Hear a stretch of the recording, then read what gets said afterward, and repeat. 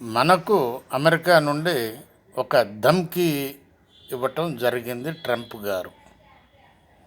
ఏ విధంగా ధమ్కీ ఇచ్చారంటే, మీరు రష్యా దగ్గర నుండి ఆయిల్ కొనడానికి వీలు లేదు. ఏమాత్రం రష్యా దగ్గర నుంచి ఆయిల్ కొన్నా మీకు ఎక్కువ ట్యాక్స్ పడుతుంది అనేటటువంటిది నా యొక్క రూల్ అని అనటం జరిగింది. దానికి బెండ్ అయిపోయి మనం ఓకే అనటం జరిగింది. అర్థం చేసుకుంటే ఒక్కసారి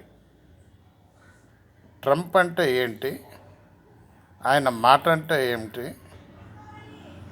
మాటల్లో ఆయన గెలవటం అంటే ఏంటి.